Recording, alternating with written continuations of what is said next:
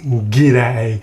We're going to have a look at this Acer Swift 14 AI. It's a 14-inch Ultrabook. And on this channel, I've actually reviewed quite a number of the Acer Swift throughout the years. I'm going to say I am loving the direction Acer's taken along the Swift journey. They've actually not only just made it a little thinner slightly and a little bit lighter, but they're also listening to users' feedback and keeping it very functional. You're getting all the nice ports, you're getting also a great display. I think they've actually fixed that green tinge that Acer is very well known for, and we just generally have a very powerful computer with all the functionality and added some nice little tweaks to it as well. So especially the AI part. I know we're throwing this word AI quite a lot, but they've actually, now one thing I've learned listening to all of these conferences of AI is we got to think about 3 or 4 years or even 5 or 6 years where AI is going to take us. Right now, we're not really seeing much of it. We see little bits of it, but really when you're buying a computer, you need to think about it way in the future, as you're going to keep this for quite a bit of time. And this Acer, it really proven they're actually worth their money, because they have actually done quite a lot with it and keeping it quite premium, but keeping the prices down. Now, of course, with the internals, they have upgraded. It's now running the new Intel Core Ultra. Now, this is the Series 2, and it's the Lunar Lake. It's that V at the end. I'm loving the Lunar Lake series because that is fantastic, especially for the battery life and also the graphics there. Now, let's just quickly run through the internals. Now, with the memory wise, now because it's a Lunar Lake, it is integrated with the processor, so you only get really 2 options. You get the 16 gigs or the 32. Now you make sure you get the correct amount, because you can't upgrade it later, so it's not really interchangeable. You can't upgrade later, just make sure you get the right amount. Now the storage wise, got 1 slot of M.2, and that is a 2280 format, so again you can change that around, which is fantastic. Now graphics wise, using the Intel Arc, it is built into the processor, and I love it because you can still play a lot of even AAA games.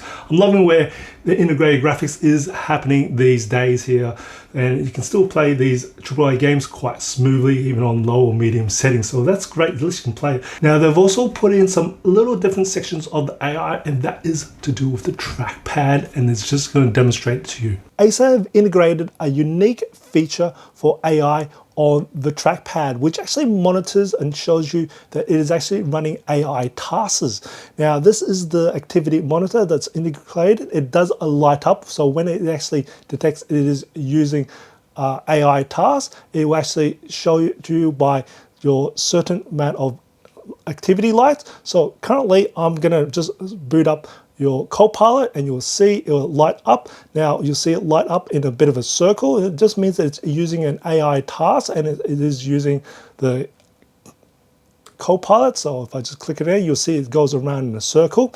Now I'm going to use another AI task. Now this is to do with the NPU. Now I've demonstrated this quite a number of times. I'm going to actually do your camera. I'll do some background blurring, and you'll see the NPU start to get used, and you'll see that the lights will now move from the top and bottom and side to side. It comes in that sort of pattern to say that it is currently using the NPU. So just giving you a nice little monitor, activity monitor, to say I'm actually using AI tasks now. This is the first time I've seen this, and I'm actually quite amazed by it. It's going to be cool. So as the future progresses with more AI tasks, this will actually light up quite a lot. Now, of course, you can disable this in the Acer Sense if you don't really want to see this activity, but this is actually kind of cool. I really love that feature at Acer. It's absolutely fantastic to see. Great job. Looking at ports, starting on the right hand side, we have a USB-A port. Now that's 3.2 Gen 2. And then we've got a headphone jack. And looking left hand side, we've got a full-size HDMI port. That's version 2.1. A USB Type A port, which is 3.2 Gen 2, and then 2 Thunderbolt 4 ports. Now they do support power delivery, so you can use any of these 2 Thunderbolt 4 ports to charge a notebook. And with that kind of selection of ports, that gives me confidence when I'm outdoors. I don't have to carry dongles or adapters with me, which is absolutely fantastic. The display is a 14-inch OLED display with a resolution of 1920 by 1200. It offers deep blacks and rich contrasts. Its 16 by 10 aspect ratio gives users more vertical screen space, which is especially useful for multitasking and productivity workflows. During testing, the panel reached a maximum brightness of 400 nits, which is bright enough for your typical indoor use, but may show some reflectiveness due to its glossy finish. However, the glossy finish also enhances the vibrancy and sharpness of the display, making colors pop without oversaturation. Notably, the green tinge, which I found favored in some of its previous panels, this OLED screen shows no visible color bias, offering a much more neutral and color accurate experience out of the box. Measuring the color gamut coverage of the 14-inch widescreen ultra extended graphics array OLED display, which has a fast refresh rate of 90 Hz, it resulted with 100% sRGB coverage, 94.8% Adobe RGB coverage, and 99.2% DCI-P3 coverage. With a high color gamut coverage, it's exceptionally well suited for professional applications that demand high color accuracy and wide color reproduction. Battery life on the Swift 14 AI is one of its standout features, particularly for users focused on productivity and media consumption. In the PC Mark 10 Modern Office benchmark, which simulates typical workday of document editing, web browsing, and video calls, the Swift 14 AI delivers an impressive 19 hours and 42 minutes. And in the Procom video playback test, results were similarly strong, clocking in at 19 hours and 34 minutes. However, in more demanding scenarios such as gaming, the battery naturally drains much faster, and during the gaming battery test, it lasted 2 hours and 9 minutes. Looking at temperatures and fan noise, when I took my measurement, my ambient temperature room was 18 degrees Celsius. And just to give you a rough idea of how hot or how cool this laptop could be, my hand was around about 36 degrees Celsius at this ambient room temperature. So I took my base measurement when the computer was idle, and the hottest air around the keyboard measured a maximum of 29 degrees Celsius. And as for the fan noise, it pretty much stayed silent at 35 decibels, and the average internal core temperature was 39 degrees Celsius. Then I put 20% load on the computer. It's pretty much average use. That's tasks like office productivity work, surfing the web, streaming videos, and the hottest air around the keyboard measured a maximum of 32 degrees Celsius. Now, as for the fan noise, it stayed at 35 decibels. It did spin up, but barely audible at all. And the average internal core temperature was 49 degrees Celsius. Then I put 50% load on the computer, and the hottest air around the keyboard measured a maximum of 34 degrees Celsius. Now, the fan did spin up a little bit more and measured at a maximum of 38 decibels. And the average internal core temperature was 56 degrees Celsius. Then I put 100% load on the computer, and the hottest air around the keyboard measured a maximum of 36 degrees Celsius. And the fan spun up to a maximum of 42 decibels, and the average internal core temperature did drop down to 55 degrees Celsius. While maintaining 100% load, I changed the Acer Sense to performance mode to allow the computer to run at its maximum potential, and the hottest air around the keyboard measured a maximum of 37 degrees Celsius. And as for the fan noise, it spun up to a maximum of 44 decibels, which is not really that loud at all, and the average internal core temperature was 60 degrees Celsius. I also measured the bottom back cover while I had 100% load, and the hottest air around the bottom back cover measured a maximum of 38 degrees Celsius, and of course it maintained at a peak of 44 decibels for the fan noise. Taking into account of the ambient cooler air temperature, still the actual Acer Swift 14 actually maintains a very cool operating temperatures even at 100% load, and it's really not that crazy loud with the active fan control. And it does sort of seems that Acer have actually tuned this down a little with the actual internal core temperatures, as it really doesn't rise really above more than 70 or 60 degrees Celsius. So I think there's still a lot of room that it can go, but I can see that Acer has been trying to keep this nice and steady for longevity of the computer. This is a recording from the 1440p webcam from the Swift 14 AI. This is the video and audio unedited. You can hear and see what the quality webcam is like. Now, kudos for Acer for putting a high-def 1440p webcam. It's absolutely fantastic because I always welcome high-def webcams because I can always downscale. That's not a hard job, but upscaling, getting high resolution, that's much difficult. It's always better to have physical hardware.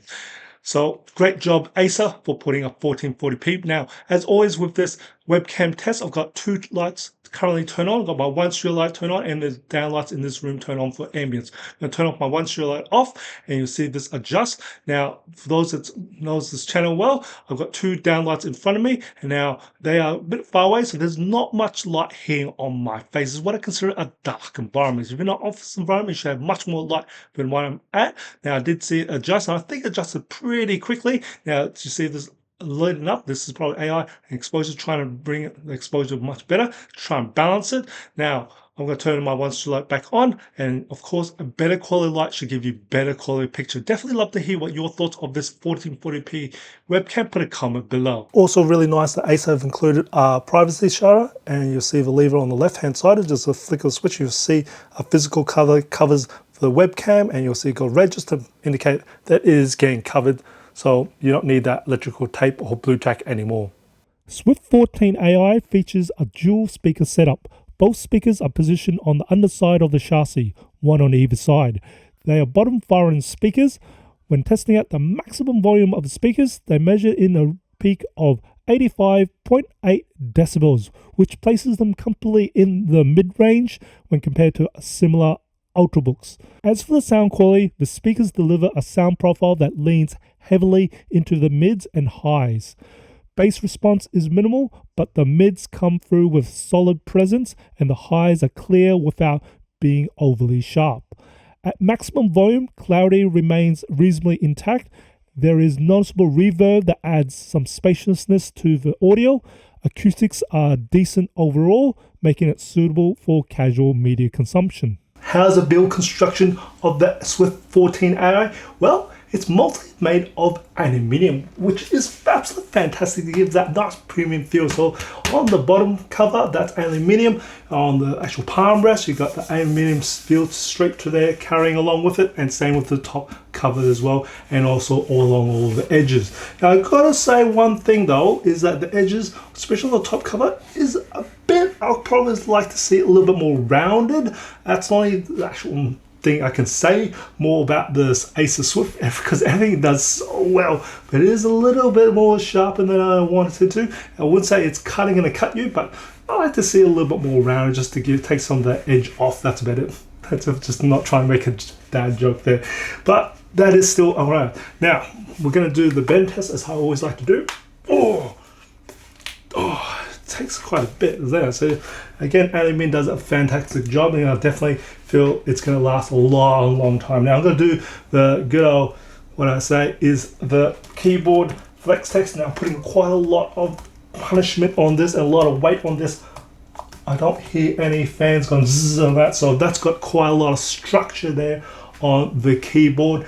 Now as for the hinge, I'm going to go and do my nice little one finger test here, and we'll see how that goes. It is very smooth. Extremely all the way. That is extremely smooth. Now that is something I wouldn't say that's more of the uncommon, nearly to the rare side. Well, that is very smooth. That was just literally same force all the way through. Wow, Acer, you've done a fantastic job on this hinge here. That is very nice, and of course this goes up to 180 degrees. Now I know some people does ask me, does this actually lift the bottom up? No, it doesn't lift the bottom up as it gets to the probably 90 degrees or below that. It doesn't actually lift the bottom up to actually give it a so. Hey, so you've actually done a quite an interesting, and this hinge is quite good there. Now I'm actually going to just do the wiggle test. Is it letting go? It is clamping fantastic here. Acer, you've done quite a good job on this hinge. Definitely. Well done, guys. Well done. So, love your work. Here's results of benchmarks performed on the Swift 14 AI. Here's results for Passmark, Citybench 2024, PC Mark, 3D Mark, Crossmark, Crystal Disk Mark, Geekbench 6, Procon Office, Procon MPU, Procon Machine Learning, Procon Image AI, Procon Photo Edit, Procon Video Edit, Puget Photoshop, Puget Premiere Pro, Puget DaVinci Resolve, Blender, Luxmark, Eugene Engine, SpecView Pref 2020,